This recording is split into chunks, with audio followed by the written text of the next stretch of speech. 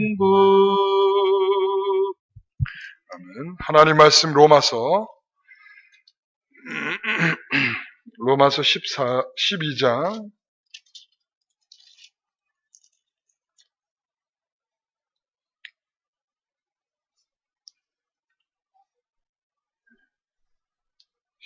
14절에서 21절.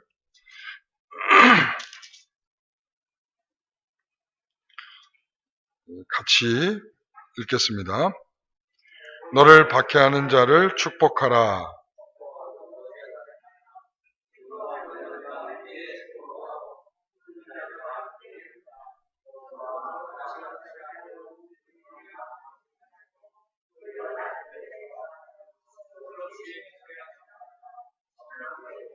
악을 악으로 갚지 말고 모든 사람 앞에서 선한 일을 도모하라. 너로서는 모든 사람과 덤으로 화목하라.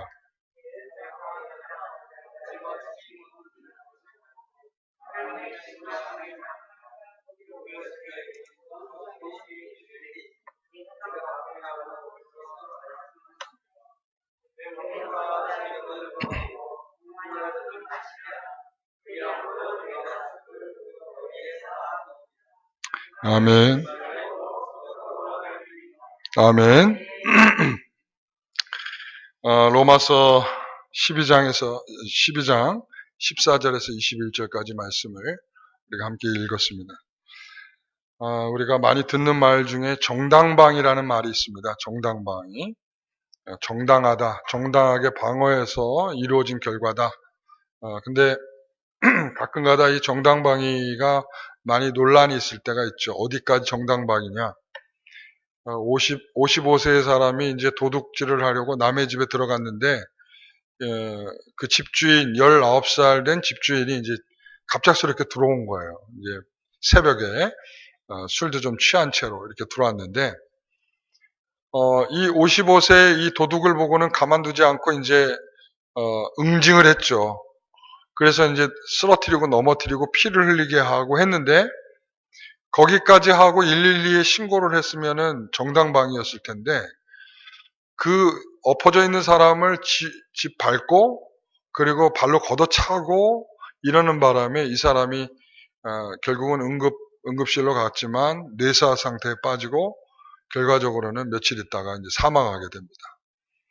그러니까 이 사람이 1차적으로 그 응징하는 그 단계까지는 정당방위인데, 그 이후로부터는 이제 그 정당방위를 넘어선 이제 법의 판단을 받게 된 것입니다. 이렇게 우리가 정당방위를 논할 때도 그렇지만 정당한 이유가 있다는 것이죠. 도둑질을 했으니까 우리가 어쩔 수 없었다. 먼저 저 사람이 나에게 해를 입혔으니까 나도 그렇게밖에 할 수 없었다. 먼저 저 사람이 내게 그렇게 했으니 나도 그렇게 하는 것이 당연한 것이 아니냐. 이렇게 이야기할 것입니다. 우리가 알고 있는 정당방위의 행위일 수 있는데, 이 구약의 성도들도 그렇게 법을 이해하고 있었습니다. 우리가 잘 아는 대로 이에는 이, 눈에는 눈. 그렇죠? 그러니까 이것을 문자적으로 이해를 했어요. 문자적으로. 그러니까 당시에 우리가 잘 알고 있는 함무라비 법전이라든지 고대의 법들은 사실 이런 논리를 따랐어요. 그 사람이 한 만큼 대갚아주는 거. 그런 정도의 수준으로 했단 말이죠. 근데 예수님께서 뭐라고 말씀하시냐면 마태복음 5장 39절에 악한 자를 대적하지 말라 이렇게 말씀했어요. 악한 자를 대적하지 말라. 그러면서 내 오른뺨을 치거든 왼뺨도 돌려대라. 너를 오리를 가게 하려거든 십리를 가라. 그리고 너를 고발하여 속옷을 가지고자 하거든 겉옷까지 벗어줘라. 내게 구하는 자에게 주며 내게 꾸고자 하는 자에게 거절하지 말라. 이렇게 말씀을 했죠.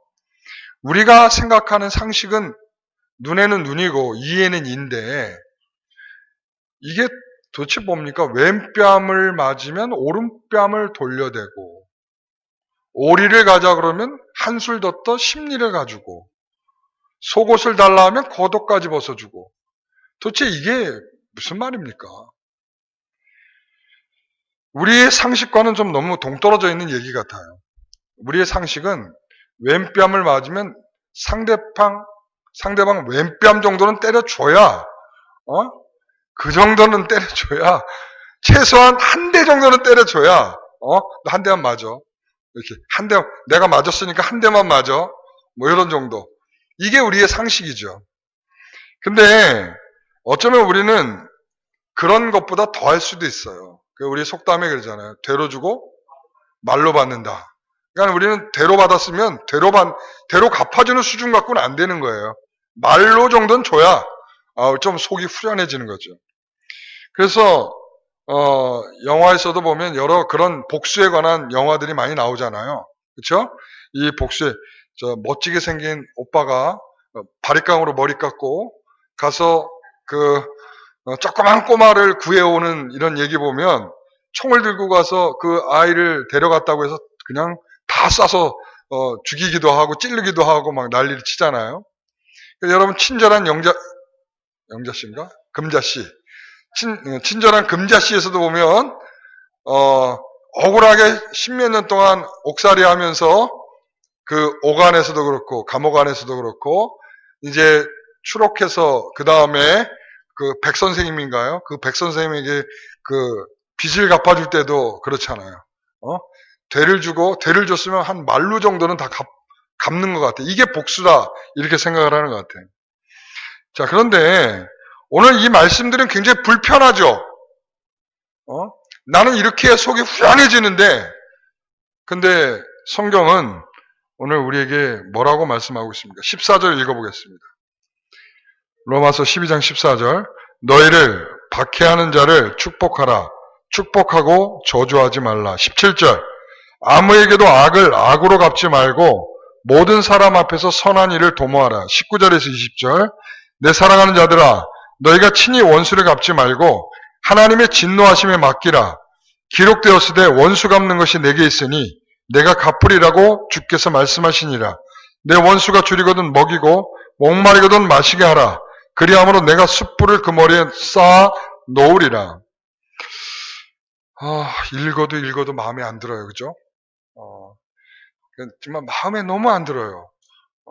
좀 가서 눈에는 눈, 이에는 이, 이런 정도만 해주셔도 감사한데 뭐라고 말했어요? 박해하는 자에게 축복해줘라. 그리고 악을 악으로 갚지 말고 사람 앞에 선한 일을 도모하라. 그리고 원수를 갚지 말고 하나님의 진노하심에 맡기라. 어떻게 맡겨요 이거를? 내가 해야지. 그런데 우리가 성경에 이런 예들이 나타나죠. 시조 하나님께서 다윗, 사울을 피해서 도망다니는 다윗에게서 그런 모습이 보이잖아요. 열심히 다윗을 죽이려고 쫓아다니는 사울을 향하여 죽일 기회가 2번이나 있었음에도 불구하고 죽이지 않죠. 왜 안 죽이겠습니까? 하나님께서 하실 거라는 생각을, 하나님이 세우셨으니까 하나님께서 갚으시지 않겠느냐라고 생각을 하는 거죠. 근데 우리는 이것을 기다리는데 조금 더뎌요. 우리가 이걸 못 기다리는 것 같아요. 그러니까 하나님께서 알아서 하시지 않을까라고 생각하는데 실제로 다윗이 이렇게 어려운 일을 해내고 있는 것을 볼 때 참 훌륭한 신자였다 이렇게 생각이 들죠. 하나님께서 코를 깨트리든지 아니면 다리를 부러뜨려서 좀 내 마음을 후련케 하는 일이 빨리 닥치면 좋은데 사실 그렇지 않기 때문에 참 쉽지 않죠. 제가 하나 예전에 참 하나님께 많이 회개했던 적이 있었어요. 뭔가 하면 되게 힘들게 했던 이 장로님이 있는데 이 장로님이 어느 날 허리를 수술을 받게 됐어요. 그래서 이제 어쨌든 신방을 가야 되니까 갔어요. 갔는데 이분이 그러는 거예요. 조금만 더 심했으면은 미미신경도 손상이 올 뻔했습니다. 그러더라고요. 미미신경이 뭔가 하면 우리 관략근을 조절하는 신경이에요. 그러니까 다시 말하면 관략근을 조절할 수 있는 신경이 이게 문제가 생기면 지금 변이 나오는지 안 나오는지도 조차도 모르는 거예요. 신경이 이제 없으니까. 근데 속으로 제가 무슨 생각했는 줄 알아요? 그 순간에? 무슨 생각인 줄 아세요? 아쉽다. 제가 얼마나 이제 좀 힘든 일을 여러 번 겪고 나니까 속으로 아쉽다. 근데 그때 순간에 정말 아쉽다 그랬는데요. 오래 못 가더라고요. 그날 얼마나 와서 하나님 앞에 회개를 했는지 몰라요. 내가 왜 그런 마음을 순간적으로 먹었을까? 이 목사가 돼서 정말 이게 할 수 있는 생각일까 할 만큼 정말 마음이 무거워지더라고요. 지금도 생각이 납니다. 지금 이 말씀이 얼마나 하나님께서 우리에게 무리한 말씀을 주고 계시는지. 제가 이 말씀을 전하면서도 정말 이게 얼마나 힘든 일인 것을 나 스스로도 알고 있기 때문에 이 말을 여러분들에게 전달하면서도 이게 얼마나 힘든 일인지. 그런데 왜 이렇게 많이 강조하는지.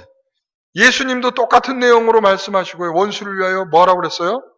기도하라. 여기는 뭐라고 그랬어요? 원수를 위해 축복하라. 이렇게 말하고. 그러니까 이게 우리에게 이렇게 원수조차도 갚지 못한다면 하나님, 그럼 우리는 바보들입니까? 우리는 살아있는데 왜 이렇게 정도도 반응할 수 없습니까? 그러나 정말 놀라운 실천력을 보이는 분들도 계시다는 것을 확인하게 되죠. 우리 손양원 목사님 어땠습니까? 저는 손양원 목사님은 이제 너무나 우리가 잘 알고 있으니까 그렇다고 쳐요.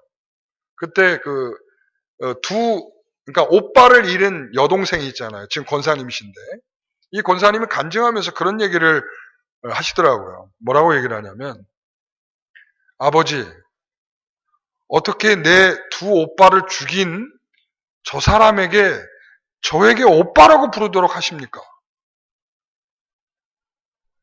정말 제가 그 생각을 해보니까 손양원 목사님은 목사니까 그렇죠. 목사니까 그럴 수 있다. 그래, 내가 정말 이 말씀 앞에 생명을 걸고 그래, 내가 이 사람을 용서해버리라 생각하고 말씀대로 용서해보려고 하지만 그 동생, 그 어린 동생은 실질적으로 그 나이도 어리고 이걸 어떻게, 이 사실을 어떻게 받아들일 수 있겠는가는 거죠.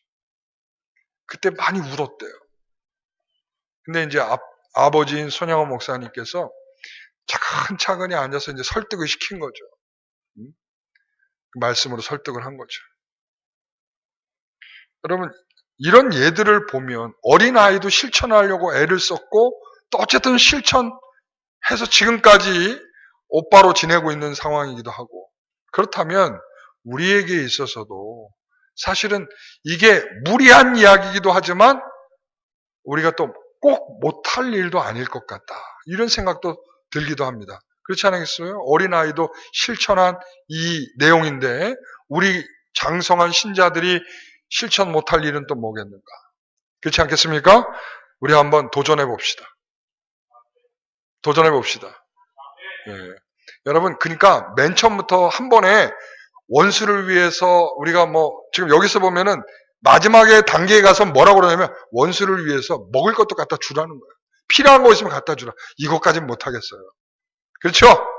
그럼 우리가 할 수 있는 데는 어디까지냐? 그래, 우리가 그럼 그 사람을 위해서 기도 정도는 하자. 억지로 안 되지만 그 사람을 위해서 기도라도 좀 해보자. 네? 여러분, 바울은 이 말씀을 교리가 아닌 어느 자리에 위치시키고 있어요? 11장까지가 교리고 12장 이후로는 실천적 내용이에요. 그렇다면 이 말씀은 해도 되고 안 해도 된다의 의미보다 우리가 실천적인 강조를 하고 있는 것이죠. 이 실천적인 강조는 결국은 저는 이런 맥락이라고 해요. 디모데후서 3장 12절에 보면 경건하게 살고자 할 때 찾아오는 것이 뭘까요? 핍박입니다. 우리가 다른 많은 핍박이 있을 수 있지만 사실 이런 것 같아요. 경건하게 살려고 하니까 우리에게 어떤 부분이 찾아오는가 하면 바로 그런 게 찾아오는 거예요. 내가 전에는 경건한 삶이 없었다면 원수는 그냥 원수로 여기면 돼요. 그런데 그 원수를 원수로 여기지 못하는 그 마음도 내 안에는 굉장한 경건하는 자에게 다가오는 시험거리일 수 있습니다. 핍박까지는 아니어도 시험거리는 될 수 있습니다. 그리스도인들은 그리스도인으로 핍박을 받게 돼 있어요. 요즘은 세상에서 교회라는 이름으로 여러 가지 일들이 있죠. 전에는 뭐 그렇게까지 하지 않았는데 이 코로나19 이후에는 야, 니네들은 왜 정부의 말도 듣지 않고 왜 그렇게 교회에 모여서 예배를 드리냐? 제발 좀 안 드리면 안 되냐? 막 핏대를 세우고 막 이야기들을 하더라고요. 그러니까 전에는 사실 교회에 나오는 성도들을 향하여 너희들 예배 안 드리면 안 되냐? 이런 말은 감히 못했죠. 그러나 지금은 아주 흔히 이렇게 그런 상황들이 있더라고요. 저도 여기서 한 2번 들었거든요. 그렇게 계속 예배를 드려야 되냐 이거죠. 우리는 안전수칙 다 지키고 열심히 하려고 애를 쓰고 있다. 마스크 다 쓰고 예배하고 있다. 제가 그렇게 얘기 드렸어요. 우리는 그렇기 때문에 예배 계속 드릴 거다. 여러분, 교회 안에서도 불편하게 하는 대상들이 있지 않습니까? 이 바울이 그런 얘기를 하는 거예요. 우린 교회든 교회 아니든 교회 밖이든 우린 불편한 사람들이 있다. 그 사람들이 원수처럼 있을 수도 있고 우리를 핍박하는 사람처럼 있을 수도 있고 그 사람이 우리에게 좀 자꾸 뭔가를 힘들게 하는 역할을 하기 위해서 있는 사람들이 있다. 그런데 바울은 결론적으로 이렇게 말하죠. 21절에 뭐라고 그래요? 악에게 지지 말고 선으로 악을 이기라는 거예요. 여러분, 우리 이 결론을 좀 눈여겨봅시다. 우리가 무엇을 악으로 우리에게 다가오는 수많은 이 악한 것, 여러분 우리가 구별해야 돼요. 여러분 죄와 죄인을 구별해야 됩니다. 우리는 그런 생각이 들어요. 죄와 죄인은 죄는 악한 것이고 죄는 박멸될 것이나 죄인은 그렇지 않습니다. 그래서 예수님께서도 그들에게 친구가 되주셨지 않았습니까? 세리와 죄인의 친구가 되셨어요. 왜 그러셨습니까? 죄를 짓는 것과 죄인을 구별하고 계시다는 거예요. 가늠한 여인을 향해서 뭐라고 말합니까? 그 여인을 불쌍히 여기면서 죄 없는 자가 돌로 치라고 말하지 않습니까? 그러면서 갈 때는 뭐라고 말합니까? 앞으로는 죄를 짓지 말라고 이야기하지 않습니까? 그 여인을 죄인이지만 죄인으로서 긍휼히 여기고 불쌍히 여기는 것은 있죠. 그러나 그 죄에 대해서는 단호하게 다음부터는 이런 죄를 짓지 말라고 말하지 않습니까? 우리는 분명한 그런 이해가 필요합니다. 그러므로 우리가 선으로 악을 이기는 것은 그 죄를 범하는 자가 우리의 성도일 수도 있고 그리고 우리의 가까운 이웃일 수도 있고 우리 주변의 사람일 수 있기 때문에 우리는 그 사람들에게 우리는 분명히 구별해서 생각해야 될 것입니다. 그래서 선으로 그를 갚을 수 있기를 바랍니다. 그 사람이 나에게 악으로 행한다고 그래도 우리는 뭘로 갚아요? 선으로 갚습니다. 자, 제가 악으로 그러면 여러분들은 선으로 해주시기 바랍니다. 악으로 다시 한번요. 너무 약한 것 같아요. 악으로 예, 선으로 악으로 행하면 선으로 갚으세요. 이를 꽉 깨물고 여러분들이 그 악을 선으로 갚을 수 있기를 바랍니다. 여러분, 바울은 고백합니다. 축복하겠다는 것입니다. 그리고 하나님께서 갚으실 때까지 자신은 기다리겠다라고 말합니다. 그리고 오히려 그들의 필요가 있다면 심지어는 그것을 주겠다고까지 말합니다. 우리는 복수가 복수를 낳는다는 것을 알고 있어요. 끝없는 복수죠. 그 복수의 고리를 끊는 것은 용서이고 축복이라고 말하는 것입니다. 우리가 저주하고 미워하고 있다면 그것을 당장 멈추라고 말하고 있는 것이죠. 뭘 위해서? 축복하고 기도해 주라는 것입니다. 여러분, 지는 것 같아도 우리가 지는 게 이기는 거라잖아요. 그렇죠? 우리가 정말 그를 위해서 기도하는 순간 우리는 이기는 거예요. 좀 그렇게 생각. 그를 위해서 기도하면서 불쌍히 여겨달라고 하고 기도하면서 그를 위해서 축복한다면 우리가 이기는 겁니다. 그런데 우리가 걸리는 게 있죠. 내 안에 기억되고 있는 것이 있습니다. 내 안에 있는 말씀과 내 감정이 사실은 어떤 태도를 취하려고 할 때 우리를 막게 되는 거죠. 제가 오늘 아침에 그런 말씀을 드렸어요. 하나님께서 예수 믿는데 왜 변하지 않느냐. 그러나 우리에게 그래도 주시는 게 두 가지가 있다. 뭐라고 그랬어요? 감각과 경향성이라고 그랬죠. 여러분 이거 잊어버리면 안 돼요. 우리가 왜 예수 믿는데도 여전히 똑같고 왜 예수 믿는데도 어제와 오늘이 왜 이렇게 다르지 않고 그리고 우리가 예수를 믿었는데도 예수님처럼 왜 다 용서해주지 못하고 여전히 미워하고 악을 악으로 갚는지 그 이유가 왜 그렇다고요? 우리가 예수 믿는 순간 정말 막 대단한 변화가 여기가 새로운 피조물이다 이렇게 말하니까 우리가 완전히 그냥 천지개벽한 것처럼 완전히 바뀌어진 존재처럼 느끼지만 실질적으로 그게 아니라 우리에게 생겨진 게 뭔가 하면 하나님에 대한 감각이 생긴 거예요. 하나님 살아계십니다. 이 성경이 진짜겠구나. 네? 그리고 우리가 이 말씀을 따라 사는 것이 우리의 인생이구나. 이거를 알게 되기 시작을 하는 거죠. 그러니까 아직 완벽한 모습으로는 못 갖추고 있지만 그러나 우리에게 있어서는 이제 뭐 하기 시작하냐면 그 감각과 경향성 때문에 우리 안에 뭐가 갈등이 일어나기 시작을 하는 거예요. 여러분 갈등도 없이 그냥 악으로 갚는다면 그거는 심각한 거예요. 그거는 그리스도인이 아닐 수 있어요. 그러나 내가 정말로 내가 악을 악으로밖에 못 갚는 내 수준이라고 할지라도 그것 때문에 내가 갈등하고 부끄러워하고 내 마음에 괴로움이 있다면 그것은 주님께서 함께 하시기 때문에 나타나는 현상이게 되겠죠. 우리가 하나님을 거스르고 불순종하고 하나님을 무시하고 하나님을 욕되게 굴었는데 하나님께서는 우리에 대하여 화목하기 위해서 죽으셨다라고 말씀하고 있어요. 하나님께서 악인과 선인에게 해를 동일하게 비추고 계신다라고 말해요. 빛을 비추시는데요. 하나님께서는 악인과 의인에게 동일하게 비를 내리시는데요. 악인과 의인들에게 동일하게 내리신다고 말씀하세요. 왜 그럴까요?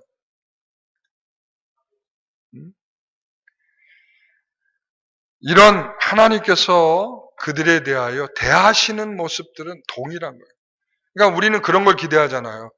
예수 믿는 나를 예수 안 믿는 네가 힘들게 했다면 그냥 가다가 콕 넘어져서 콧잔등이 깨지고 다리가 부러지는 일들이 딱 생겨주기를 원하는데 그렇지 않다라는 거죠. 하나님께 그들에게도 동일하게 비를 주시고 해를 주시는 것처럼 하나님께서 동일하게 그들을 대하고 계시다는 거죠. 여러분 우리가 하나님으로부터 받은 용서의 은혜가 있지 않습니까? 우리가 얼마나 큰 용서를 받아요. 우리 베드로가 물어보잖아요. 예수님께. 몇 번 용서합니까? 7번 용서하면 되겠습니까? 몇 번 용서해 주라고 그래요? 77번, 7, 49, 490번. 490번만 용서하라는 얘기죠? 이 7이라고 하는 것은 지금 무한하게 용서해 주라는 거예요. 완전하게 용서해 주라. 그래서 비유를 들어서 얘기를 하잖아요. 1만 달란트 비유. 그러니까 너희들이 빚진 거가 얼마 안 되는데 고작 너는 다른 사람이 100만 원 빌려갔는데 너는 10억을 탕감을 받았다 그러면 100만 원 정도는 좀 이해해 줘야 되는 거 아니냐 이거죠. 근데 우리는 이게 그런 마음들이 조금 약한 것 같아요. 사랑하는 성도 여러분, 주님께서 우리에게 계속적으로 말씀하고 있는 거예요. 용서해 주라. 그러니까 5장에서 시작한 용서해 주라. 이거를 18장에 가서 또 다시 용서해 주라. 자, 완전히 용서해 주라. 왜 용서해? 너희들이 그만큼 탕감을 받았으니 용서해 주라. 너희들이 용서하지 않는다면 바로 내 아버지께서 너희들도 용서하지 않겠다라고 말씀하셨어요. 이게 우리가 왜 원수를 축복해야 될 이유가, 그리고 우리가 원수가 줄였는데 먹여야 될 이유가 거기 있는 것입니다. 우리의 승리는 바로 여기에 있는 것입니다. 원수를 뭐 하는데? 사랑하는데. 여러분, 그런데 우리 옆에 있는 성도들은 적어도 원수는 아니잖아요. 그죠? 그렇죠? 그렇다면 우리가 이 정도의 마음을 가지고 실천할 수 있지 않겠나? 한 번 미운 사람은 끝까지 미운 사람이 돼서는 안 될 것이고, 또 한 번 마음에 안 든 사람은 끝까지 마음에 안 들어서 안 될 것이고, 왜? 이게 우리에게 주는 진리와 동떨어져 있는 거예요. 우린 그렇게 말하자. 내가 한 번 아니면 아닌 거야. 저희가 하나님이죠. 하나님의 말씀이 우리에게 아무리 들려줘도 내가 아니면 아니라는 거예요. 우리 이런 태도 버려야 됩니다. 안 되더라도 한 가지, 한 단계, 한 가지가 아니라 한 단계 위라도 한 번에 애써보려는 노력이 필요하지 않겠습니까? 하나님, 저는 줄 수는 없어요. 그러나 제가 기도는 할게요. 제가 그래도 축복은 해보겠습니다. 하나님이 행하실 때까지 저는 기다리겠습니다. 여러분, 오늘 우리의 마음이 이와 같이 되기를 소원합니다.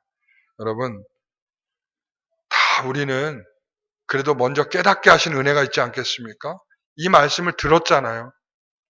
이것이 여러분의 지식이 되어서 연약한 성도들 그리고 주변의 사람들을 섬길 수 있는 마음으로 사용되기를 원합니다. 여러분, 어린아이가 배려할 줄 알겠어요? 성숙한 어른이 배려하겠어요? 네? 성숙한 어른이 배려하는 거예요. 우리가 지금 이만큼 신앙생활 몇십 년 했고, 우리가 하나님을 알고, 우리가 하나님을 사랑하는 위치에 있다면, 우리의 성숙으로 어린 신자들을 우리가 섬기고, 또 배려해주고, 또 품어주고, 또 그 약함을 위하여 기도해야 될 책임이 우리에게 있는 줄 압니다. 여러분, 떠올려 보세요. 떠올려 보세요. 여러분에게 생각나는 사람 누구 없어요? 누구 없어요? 기도합시다. 그러니까 제가 여러분 보고 그 용서하라, 뭐 그 사람을 이해하라, 이게 아니라 그냥 오늘은 기도만 합시다. 그 사람을 위해서. 떠오르는 그 사람 있죠? 가서 오른쪽 눈 밤탱이 만들고 싶은 사람 있잖아요. 그죠? 여러분, 그 사람의 밤탱이를 만들어 주려고 생각하지 말고 그 사람을 위해서 오늘은 기도 한번 해봅시다. 자, 우리 찬양하겠습니다. 우리 찬양 하나, 아까 우리 찬양 있던데 그거 저도 한 번도 불러본 찬양이 아니어서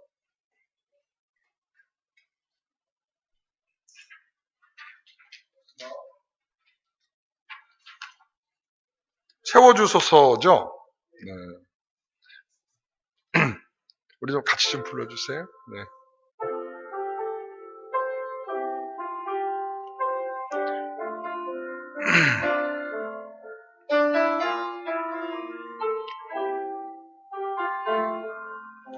지금 이곳에 임하소서.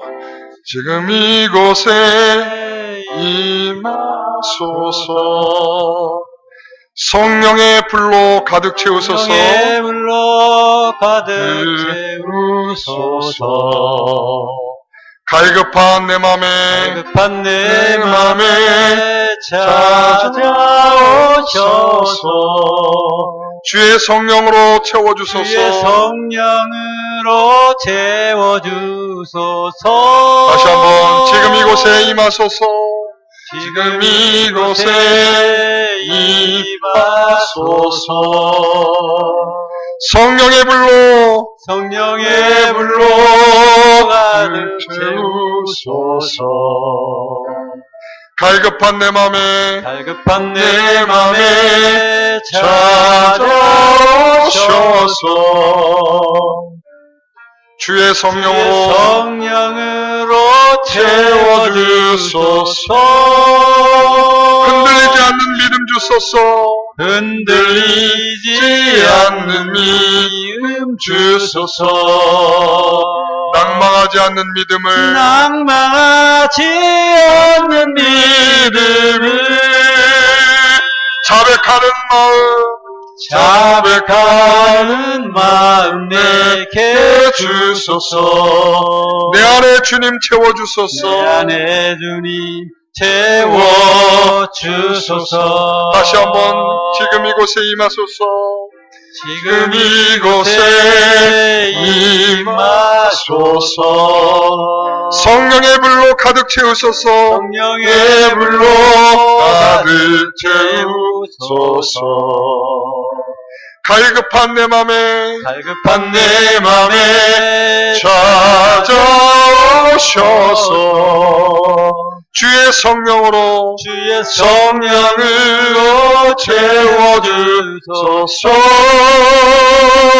흔들리지 않는 믿음 주소서. 흔들리지 않는 믿음 주소서. 낭망하지 않는 않는 믿음을 자백하는 마음 내게 주소서. 자백하는 마음 내게 주소서. 내 안에 주님 채워주소서. 내 안에 주님 채워주소서. 흔들리지 않는 믿음 주소서.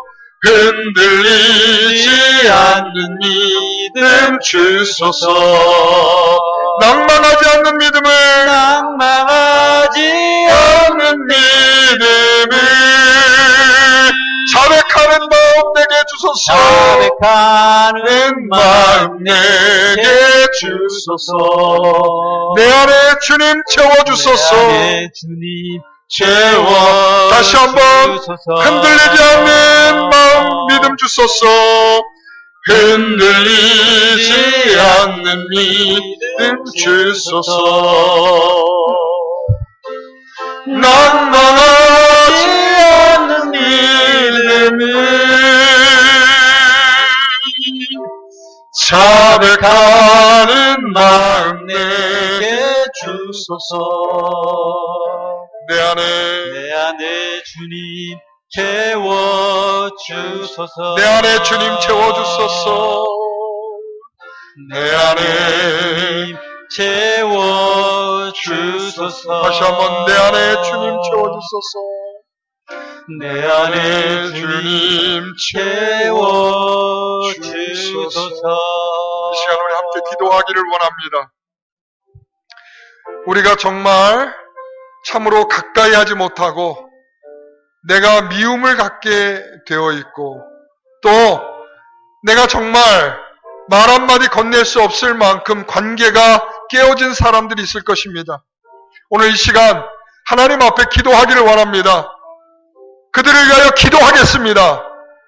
그들을 미워하지 않는 것은 아직 할 수 없더라도 그들을 위하여 기도하겠습니다. 내 마음에 들지 않고 관계가 깨진 그 사람을 위하여 기도하겠습니다. 주여, 내 마음의 경건을 잃어버리지 않도록 주의 말씀이 우리 안에 있어 그 말씀으로 살아보려는 우리 안에 도전이 있기를 소원합니다. 이 시간 함께 기도하기를 원합니다. 다 같이 기도하겠습니다. 하나님 아버지 감사합니다. 정말 주님 앞에 이 시간 우리가 간절히 기도하는 것은 주의 말씀을 따라 기도합니다. 주여, 원수를 위하여 기도하고 그들을 저주하지 말고 축복하라 하신 이 말씀을 우리의 마음에 새겨봅니다. 기도하기를 원합니다. 주님, 받아주시옵소서. 내가 그를 미워하지 않기를 원합니다. 내가 그를 마음에서 더 위하고 기도하기를 소원합니다. 주님께서도 그를 위하여 십자가에 죽으셨듯이 바로 주님이 그를 사랑하는 사람이듯이 나도 그를 사랑해야 할 책임과 의무가 우리에게 있는 줄 압니다. 주여, 내 마음이라면 그를 미워할 것이며 내가 가지고 있는 내 마음을 푸는 것이라면 그 사람을 똑같이 대하여 푸는 것이어야 할 텐데, 그러나 하나님, 이 시간에 우리의 마음에 그를 위하여 기도할 마음을 주시옵소서. 축복할 마음을 주시옵소서. 주여, 그들을 축복하여 주시옵소서. 나를 품어주듯이 그를 품어주시옵소서. 아버지 하나님이여, 그에게도 주님의 사랑과 배려와 간용과 용서를 주시옵소서. 주여, 우리의 마음이 그들을 위하여 기도할 때에 우리의 마음을 열어주시고 우리의 마음이 풀어지게 하옵시고 우리가 그를 사랑할 수 있는 마음을 주시옵소서. 악에게 지지 않게 하옵시고 선으로 악을 갚게 하여 주옵소서. 오늘 하나님께서 우리에게 말씀하시는 것, 우리가 붙들고 씨름해야 될 내용입니다. 우리의 삶에서 우리가 그저 필터 없이 그대로 행할 수 있는 일들이 아니라 우리가 갈등하면서 내가 과연 이렇게 해야 되는가를 고민해야 할 중요한 내용들입니다. 주님, 왜냐하면 우리가 그를 용서하지 못하고 있다면 주님도 나에 대한 용서를 하지 못한다라고 말씀하고 계십니다. 오늘 우리가 주님의 용서를 받은 자라면 1만 달란트의 탕감을 받은 자라면 우리가 그보다 적은 액수를 용서할 수 있는 것이 당연한 것이 아닌가. 오늘 우리의 용서가 크고 무한한 것이며 영원한 것일진데 우리가 어찌하여 그와 같이 사소한 일 앞에 작은 일 앞에 무너져서 우리가 경건을 잃어버리는 악함 가운데 살아가고 있습니까? 주여 용서하여 주옵소서. 아버지 하나님 감사합니다. 예수님의 이름으로 기도하옵나이다. 아멘.